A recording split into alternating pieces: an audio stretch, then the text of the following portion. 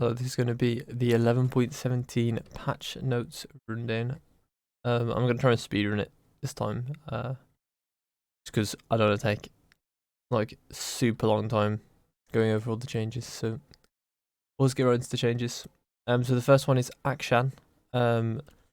He's going rogue. He's no longer going to go off when he's dead, so he can't claim revives when he's dead, which is fine. I mean, it's like a niche change anyway. To be honest, it doesn't happen a whole lot. So his heroic swing is actually going down, I think, in total damage. It gets better later on, but worse early on. Which is kind of weird for him. So he's going to be even more reliant on items than he was before. And then the come ups. I mean, this should have been the original cancel cooldown anyway. Honestly, there's no reason for it to be 15 seconds. They a bunch of bug fixes. Okay, so we got Amumu. So I first looked at this yesterday and I thought it was a nerf. But I think I've since changed my opinion. I think it's a buff. But I think it's very weird for Amumu to be buffed this way, but I think it is good. Because the reason why I think it's weird for Amumu to be buffed this way is because I think, judging by the way that Riot wants to kind of operate with their champions most of the time, they tend to want to keep some champions simple, just to help new players get into the game. And that was like one of the things that they probably actually have changed that since then because it's not really that true. But I'll just get into changes. So he loses 5 health every level, and he loses 0.3 armor every level 2. So, I mean, it isn't quite that, but it because it changes. It's not exactly linear the way you gain you gain armor and health. But he does lose it, so he is overall going to be weaker or like less tank in the jungle, and just generally early on. So bandage just gives you 2 charges of Q instead of just having the single one, at the cost of having a bit less damage. I say way less damage. It's not really way less. It's less damage if you only land 1, but if you land 2, then it's more damage. So you get rewarded for landing both, but only on the same target, and you can't do it like instantly. You have to wait 3 seconds. So you get rewarded for landing 2 within those like 3 seconds, which is kind of weird, to be honest. But I think it is better for better players. I mean, obviously, right, because you have to rely on landing 2 skill shots. But you can also split the damage a bit, and it's not like maybe it gives him some more team fighting potential anyway, with the way he can like maneuver in fights now. But we'll see, right? We'll see. So we got Despair. Despair went down in damage overall, but it gained damage early on. So what I'm thinking is people are going to put 3 points into it, and then they're going to start maxing Q, is what I'm thinking, because I don't think it's really worth full maxing it out anymore. It may depend on whether he builds tank or he builds AP now. If he goes AP, then I can definitely see him just wanting to go straight back into Q. Or just put 3 points W and then 5 points Q. But if he goes tank, he can probably go for like the 5 points in Despair, and then go into bandage toss. I think this is a weird change, but I think it's fine. It doesn't really change him that much. It was just kind of an add-on to his ult, that the stun duration would go up. But it's kind of weird now because the only thing that scales, there's only 2 things that scale now with his ult, and it's the mana cost goes up and the damage goes up. So it's like maybe this may be debatable if you even put points in it as a tank. Maybe it's obviously it's base damage, right? So it's still good, and I think it's like 125 each level, maybe 125 then 150. I don't quite know, to be honest. I don't remember, but it's quite a lot. I think it's 350 at 16, so it's actually not that bad. But you're a jungler. Are you going to get to 16 as a Mumu? Probably not.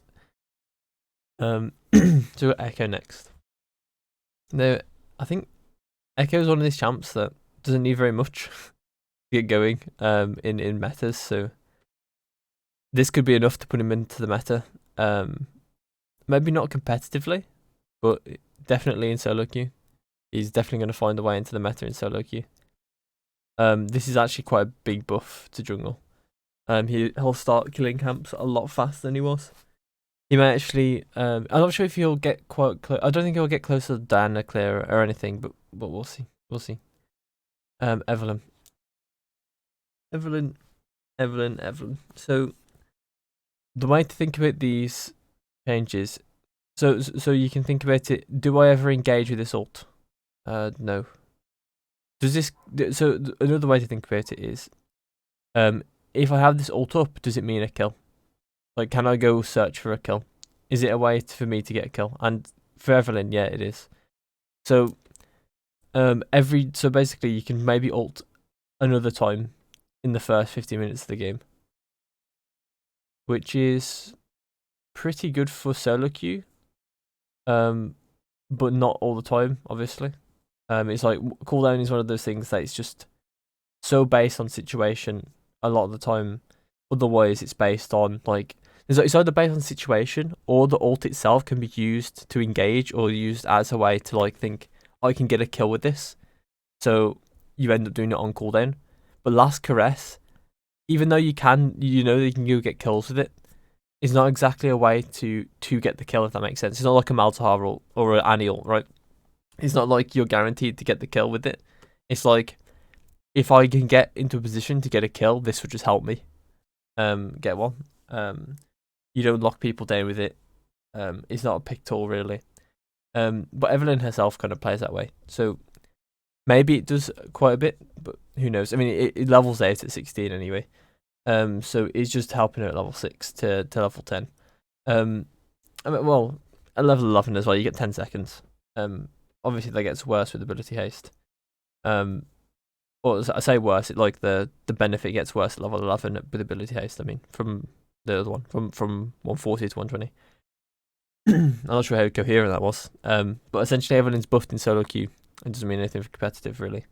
Well, actually, Selfmade is going to World, so maybe. So Gangplank next. Gangplank. So these changes, I kind of like the changes, even though I think, well, it takes away a way to play him because I don't think they really like his tank playstyle. So move speed goes to scaling, so from 30% to 15 to 30% by level. So that means a lot in a lot of matchups. So he may not be able to chase people down in lanes. He's going to be less oppressive. He may actually get caught out a bit more, because he won't have as much movement speed. He also could like lose some trades that he would otherwise win because he can't get out of people's range as fast anymore. So he may take an extra auto in some trades, and may not be able to catch up and parlay people, like that sort of stuff, right? So he does lose some trading power in lane here. They got parlay. Pistols go pew counts as a range basic attack, so he loses his grasp here. So it could be pretty bad for him now to go grasp. I mean, I'm pretty sure it is. So the rune choices you're looking for now are probably going to be airy, new fleet. What else is there? I mean, I've seen Dark Harvest. So Dark Harvest could be there too. I don't personally like Dark Harvest in Summoner's Rift, so we'll see. We'll see what they end up going. It may be matchup dependent on those two runes. Who knows? I'm not really a massive. I don't keep up with GP that much, so what I get is kind of other people telling me what to do on GP. So, or like what I've found researched. So don't take my word for like any of the stuff I say about this champion, I guess. But yeah, I mean, it's all stuff I've heard from better players anyway. Barrels go boom, benefits from critical strike damage at 125% effectiveness. So you just go crit plank, right? It's just Immortal Shield Bow and maybe Essence Reaver. Well, they'll definitely have Essence Reaver. So it's gonna be like Essence Reaver, Immortal Shield Bow, and then you go other stuff, Lord Dominic's, that sort of stuff. Max barrels go up, but the charges are 4 seconds longer at level 5. I think that's overall a good change. It just helps deal more damage in fights, and and technically this going up means you kind of have to use like your second combo. Like you can get 3 combo at the start of like a max barrels, and then you wait for 1 recharge, and then you get another 3. But then you got to wait a longer time to get to like 12 seconds longer to get to another 3rd barrel. So I mean, it benefits. It's a benefit to better GP players for sure. I think these changes are. Maybe not a benefit necessarily, but I mean these ones are the pay decay changes are a benefit to better GP players. But these ones probably there's nerf in general, right? But GP will find a way to GP players will find a way to play this, right? I mean, it's definitely not exactly bad and not good. I mean, it's just change. It's just if anything, it's not a nerf. It's kind of like a change, a shift in his gameplay, more than anything. I think it is definitely it's a nerf in these two places for sure. Obviously, getting rid of a playstyle is kind of a nerf. So it's just a shift in his playstyle, and we must still see him. I think, yeah, I think we'll still see him. I mean, we don't really see him that. I don't really see him that much in solo queue. But I think we may still see him in competitive even. But we'll see. I think we do. So Graves gets a mana cost debuff. Debuff, nice. He gets a mana cost nerf by 20. I don't think it means that much. He still can just eco recall on you permanently. I don't think it changes because he didn't stay in lane a massive amount anyway.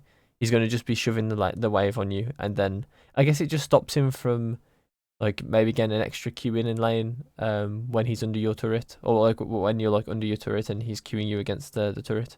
That's like pretty much the only time.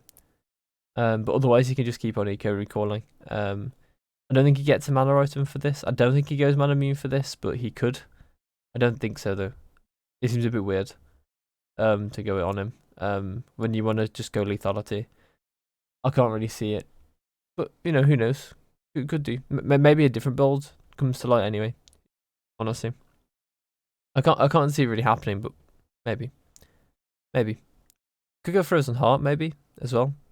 Against heavy AD, Frozen Heart could be good. Maybe third item.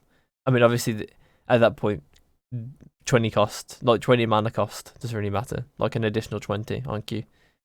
My third item doesn't really matter. It's just mainly in lane and like maybe first item. That's really gonna matter. We've got Irelia Q healing decreased.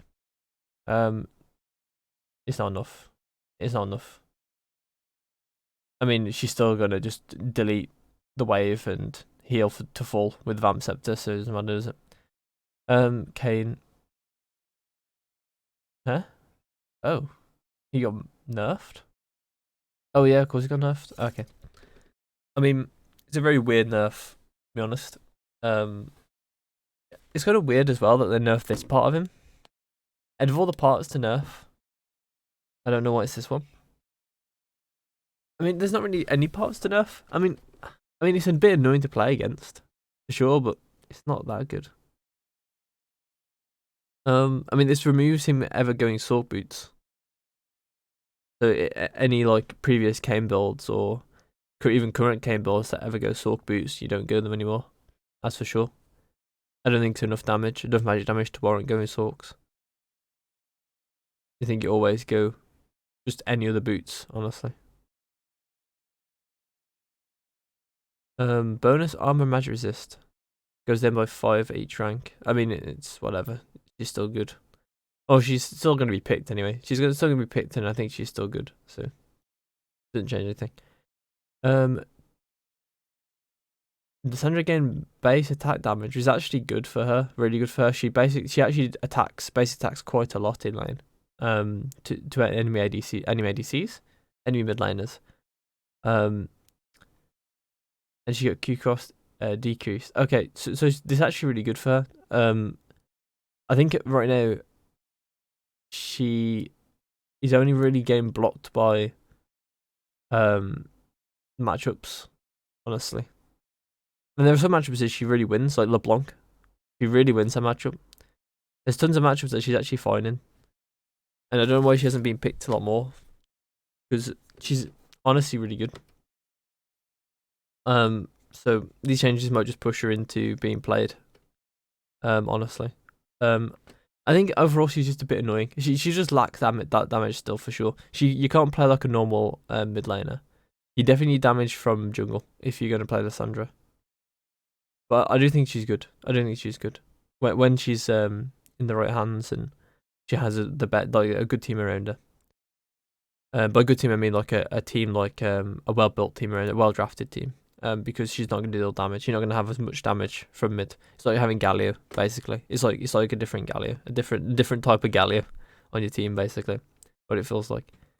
Maybe not quite like that, because Galio does bring like a semi-global, and Lissandra doesn't. He brings a lot more pick potential in places. And just lockdown in general, honestly. She does have a bit more lockdown than Galio. So we're going for Lucian this time. So this is them trying to make Lucian an ADC more so than a mid. And so they want to try and take away early power, basically, is what they need to do. I haven't looked properly at these changes. So what I would recommend they do instantly, if they want to do that, is put the stuff on scaling, not on put the stuff on scaling with items rather than scaling with like XP, and take away some early power so he can't lane as well as solo. Basically what they should do. So we'll see. I mean, I already saw the attack damage one, right? So they have took away base damage, but we'll see if they actually do anything like that. I mean, I think this is like a controversial change. Like I've seen ally here, which makes me weird. Maybe makes me feel weird. So we've got ally buffs ally buffs empower Lucian's next 2 basic attacks to deal an additional. Okay, so they haven't removed his like casting abilities at least, thank God.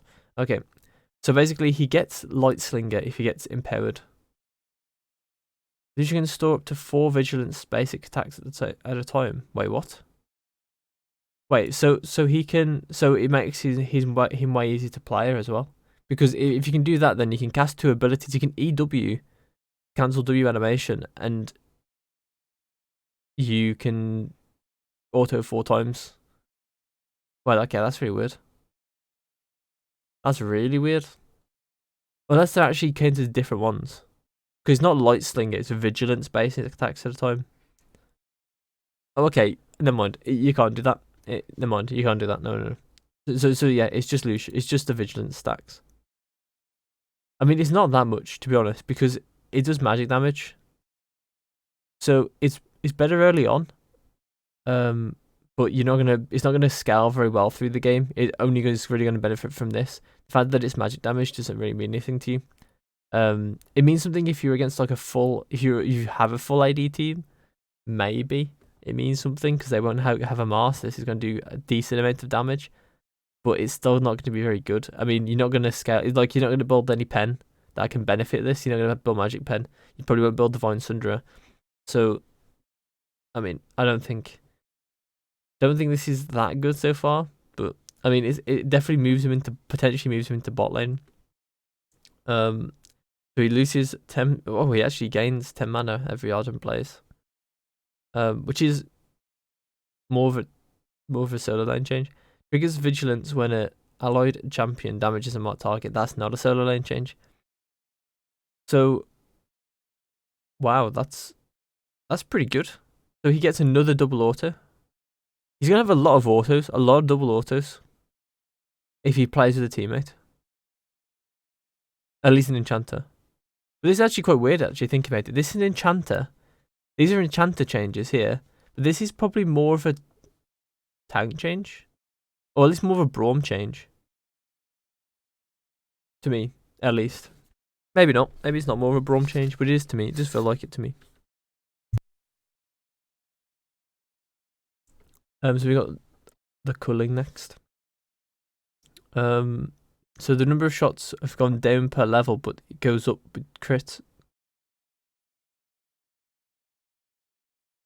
I'm so confused. What does this plus 25% critical strike chance even mean? So I mean, I don't know what the factor is. It goes up by. Does it actually go up by 25 by 20? It does not. It goes up by 25% per 25%. What would that even be? 5.5 shots. That seems a bit weird. Would it round? Probably up 6. Is it 6 shots per 25%? Which means that you get 24 additional shots, which means that it's way more. It's 46, so you gain 12 shots by the end of the game. Was it 25%? So that's a bit of a weird number considering all of it goes by 20% now. Pretty weird. It's pretty weird. But I mean, I guess it makes sense. When he's full build, he'll have 46 shots. You know, I'm thinking is how it works. It may not work that way. Maybe completely trolling it, but the damage per shot, so it goes from 20, 40, 60 plus these to 50. So it goes down by 15 at max rank. But we're really looking honestly at 30 and 15 as the main two. And it's the same, but he gets 5% more ability power. So basically what that means is if the enchanter buys for staff flowing water, then it does more damage. That's essentially what it is, right? But if you get more crit as well, then you get more shots probably. Yeah, well, you do have more shots. If what I've said was how it's working, then you actually have 12 more shots. So you actually have way more damage if you land all the culling. Especially if your enchanter enchants you with staff flowing water at the same time. It seems like you're going to have a lot of damage from culling. Which is kind of weird. To focus on his culling with when going bot lane. I don't know. I mean, he's still very much a caster ADC. I kind of like the changes. I don't like them. They're not bad. We'll have to see how it performs, I think. But I think he'll be fine. I think he'll be fine bot lane. He may actually be a bit strong, but we'll see. I can't really tell from these changes a massive amount because I don't really know how he'll interact with bot lane like matchups again. It's been so long and I haven't really kept up with people playing at bot lane, so no clue if it's going to be good or bad for him to get bot lane again. So I'll have to see. Bit of a foul for me, but it's fine. I'm sure I'll learn fast when he how he fits into the game again, if he does fit in the game that way again. So base health is going up for Nami by less than an auto attack by 15. 15? Yeah, 15. Can't do maths today, apparently. So it's going by 15, which is nothing. It's like half an auto attack. Maybe it's even less than that. It's like a third of an auto attack. So it doesn't mean anything. I don't even know how this change would have got approved. How did they think 15 base health is going to help her? Actually, I mean, maybe it's something to do with her heal, right? Maybe she gains an auto attack because she has a heal, because the heal gives her like a full auto attack and two-thirds or something, or gives you 2/3 of an auto attack. So this helps her get like a full auto attack, more of health. I don't know. There's maths there that I can't bothered. Maybe Freak has it on his. Who knows? But maybe she gains a full auto attack. Maybe with her heal. I have no clue. Though. Evelynn. Mana cost goes down by 20 at max rank. It's worthless. Nice. They need to actually change her bubble. They need to modernize her a bit. This is the problem.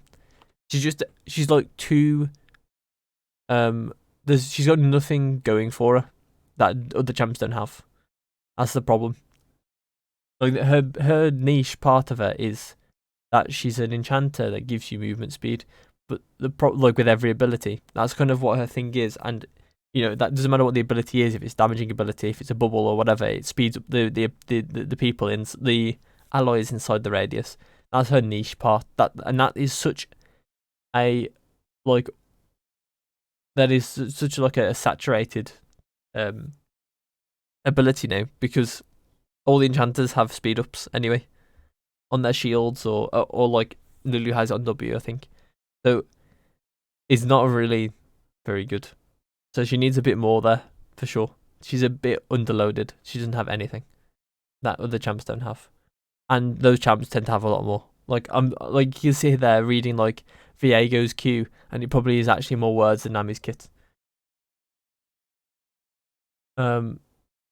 Passive absolution. So we got Senna this time. Senna's DPS focus build have missed the mark recently. Oh, okay. Jeez, that's flipping. That's so bad. Okay. Passive absolution. So she gets 10% more critical strike damage. So that means that you want to go crit damage on her. So that's trying to get rid of Divine Sunderer even more. But I think that build's gone now. It's more Mana Moon. Soul drop rate. 10% for minions and small monsters Senna kills. Small monsters Senna kills. Other drop rates unchanged. This might bring her into ADC. Like a normal ADC. Try and get rid of fasting a bit. So it doesn't really it doesn't really get rid of fasting. I mean, it depends how broken or how strong she can get from getting 10% drop rate. It depends on how strong she can get fast. Like if it there's a chance if it outperforms fasting, then people will just do this, right? It may not get rid of fasting necessarily. Because it may be equal strength and you might be able to flex and do all these things with it in at least competitive. So we'll see. I mean, I think this definitely is obviously a big buff to ADC, Senna. But I mean, it's not a nerf to fasting either. It just means that when the person when the person in your lane in solo queue somehow ints or something, or duo queue, whatever, somehow ints, or you're just in lane alone, then you just get more souls. So it's not even it's just a buff. And that's it. Teemo. So this is actually a really big buff. So he gets 3 more damage at every rank. I mean, the numbers look wrong to me, but I think it was more, wasn't it? I thought he got 4 before. But these numbers, I don't know. It looks weird. I swear this was like 10. I swear that he got 4. And I swear it was 14 that he got given. Maybe they tested this first on PPE, and then they were like, nah, he does actually need the 14 or something. I don't know. I mean, I think this is a massive buff. I mean, it's magic damage on hit for just on someone's ability, so you can get this for free basically with just levels, just XP. So yeah, I mean he's gonna be pretty oppressive. I can imagine Nash's Tooth first on him is gonna be pretty good. Maybe a Nash's Tooth into I mean, I don't really know what mythic he would go. He could go Immortal Shield Bow, and then go into like Rune. Like he could go like or Rageblade or Runes or something. He could go a very weird on hit build. That honestly I don't know how to maximize because I'm not a Teemo player, but I'm sure there are Teemo players out there now theory crafting what they could do with this on hit builds, Nash's Tooth, Immortal Shield Bow, AD builds, on hit IP builds. There's tons of them that can go. Wit's End got nerfed for him though. Honestly, if Wit's End didn't get nerfed, there's a chance that Teemo would be turbo broken with it. So maybe he still is. I don't know. I haven't got to Wit's End changes yet. I don't remember what they are.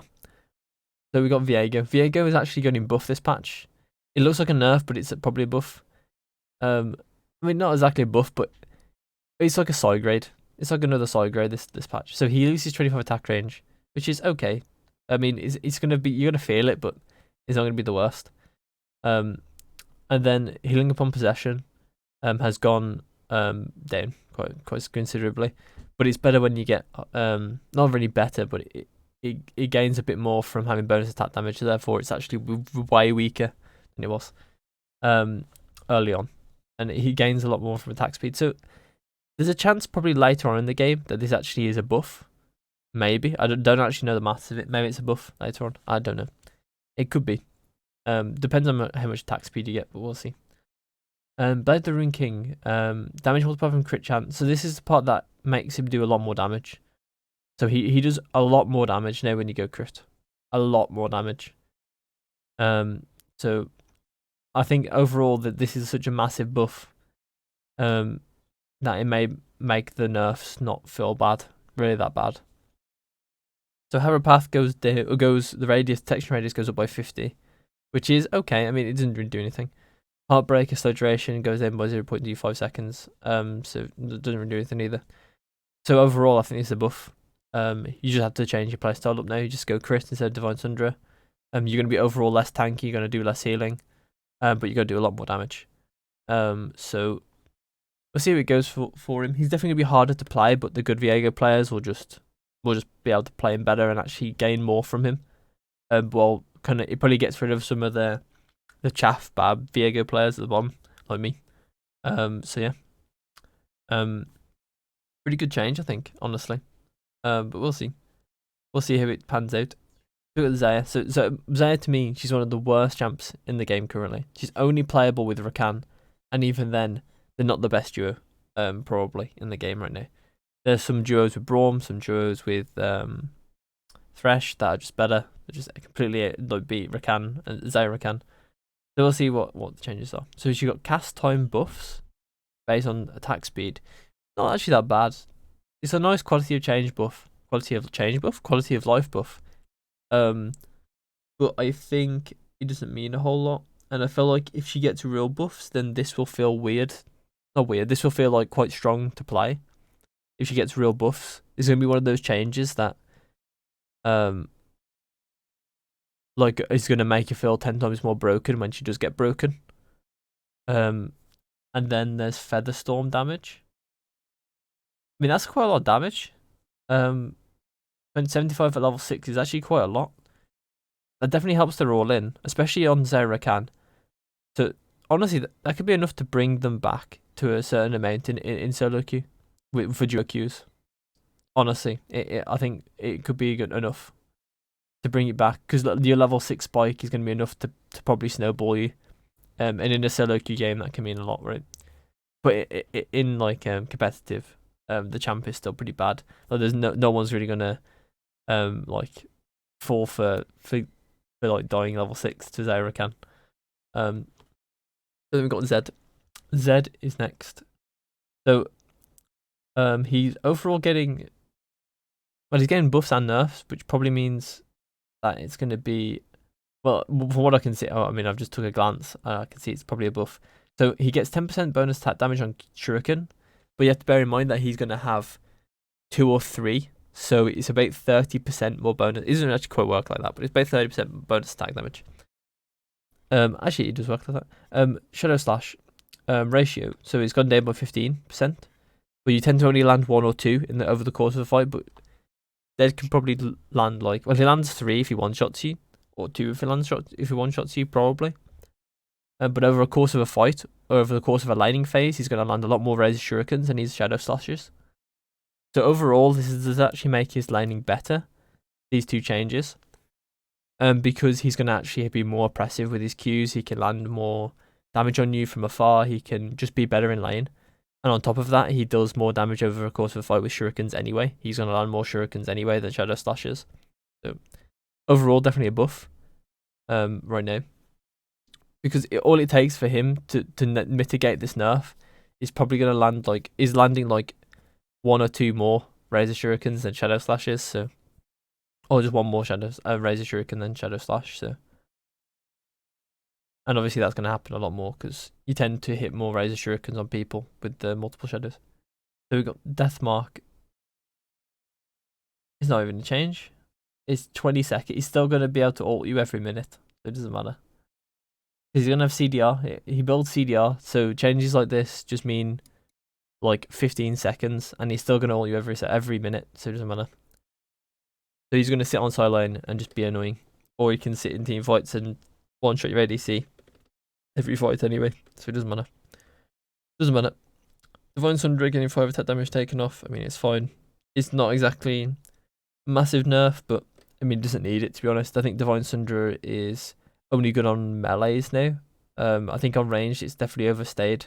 It's welcome on a lot of ranged builds. Like for instance, Ezreal's, I think it's actually starting to get to a point where it's actually quite criminal now to build Divine Sunderer on him. In like every game, like Triforce is honestly outperforming Divine Sunderer in a lot of places. And to see it so overbought is crazy. Hullbreaker game changed 100 health. Honestly, it is pretty dumb. I mean, the health doesn't do anything. They need to just make it so that they need to all, like, I don't understand why they make a, I don't know why they make an item like this, like, and they don't focus on the unique passive of it, because it's such a unique passive. Like, why would you not focus on it? It makes no sense. It's like if they went for Anathema's chains, and they just pumped flipping base stats into it, and then made the actual like active like negligible, like 5% damage reduction or something. Like that's what it feels like. That's what it feels like with Hullbreaker. It feels like everything's in the base stats, and then and then if you like the passive is nothing. That's what it feels like when you build Hullbreaker. And because it's such the thing is, it's even worse when it's on Hullbreaker than it is on Anathema's Chains. Because Anathema's Chains, it doesn't necessarily define your playstyle, it just is a reaction to playstyles. So if someone has like a 1 carry on the enemy team, then it's a reaction to that to buy Anathema's Chains. Or if they have 1 AP threat and 4 AD threats or something, or 3 AD threats, then you can build armor and then Anathemas. And you don't need to actually build any MR because you just mark the AP. So it's just a reaction to how the enemy team is playing. But with Hullbreaker, I mean, while it can still technically be a reaction to how the team is playing, right? Because maybe they have stronger team fight than you do, so then you feel like you have to split push, so then you build Hullbreaker. But generally, you're gonna have to play a champion that can also abuse it. So it's gonna actually fall on what you want to do more than what the enemy team is doing. So you end up with a weird item that can't help you with your playstyle. So it's even more important that Hullbreaker is strong in its passive, or strong is in its theme, than Anathema's is. And I think they did Anathema's really well. So it's kind of weird they didn't do Hullbreaker as well. It's almost like they kind of knew what they wanted to do with Anathema's and kind of understood the concept of it, but then they didn't understand the concept of Hullbreaker. It feels really weird that you wouldn't pump a lot into the passive. But I mean, we'll see how the future changes go for Hullbreaker. They might be a bit tamer right now because Worlds is coming up and they don't want to break anything for Worlds. No pun intended. So maybe they want to like wait for after Worlds, after the Worlds patch, before they decide to really mess around with Hullbreaker. That could be a chance, right? Because split pushing as a meta in competitive is probably just going to be really boring to watch. Potentially, I mean, I don't personally think that, but maybe to some that see it that way. So who knows, really? But maybe they just don't want to break anything before Worlds. So Serpent's Fang going down by 6 lethality. I mean, it's fine. I think the item was pretty good. In the right situations anyway. And I think it just got overbought. That's it. Just got overbought. Because people were buying it even when the enemy team did not have any shields, and it was mind-boggling because it's literally only good for its passive. So, and the lethality, I think the lethality was nice, but I mean, it's 12. We'll see. I think it's not as good as it used to be, obviously. And I think you still build it in the times where it's good. In the same times, but people just won't spam it on every build now. Wits End on hit damage has gone from 1580 to linear scaling 1 to 18, and now it's 15 at levels 1 to 8, and 9 to 18 or 25 to 80. So it doesn't. So this is a nerf to its early game, or a nerf to its So a nerf to its early game, nerf to its mid game transition, where you can't just build it first item and expect it to be good. You need to build it kind of second item before it actually starts to get value for you. So people can't just rush it before Mythic, which is kind of annoying actually, because I thought it was actually quite fun to have something to rush before a Mythic item. And I think I've still stand by the sentiment that Mythic should not be the first item build, and the first item you build. You should be building legendaries first. I really love that to be how it goes in League. But we'll see. I don't think that's going to happen. I think they like the Mythics being built first, and then it adding on to every single item you build, rather than building legendary items and then buying a Mythic for a big spike. I don't think they don't really like the last concept that I mentioned. They much prefer the first one, where you get a gradual damage increase a gradual value increase from the Mythic as you build more items. I think that's what they prefer. So I think that's why they're changing it like this. I also think it's also goddamn broken. So that's also probably one of the reasons why they want to nerf it.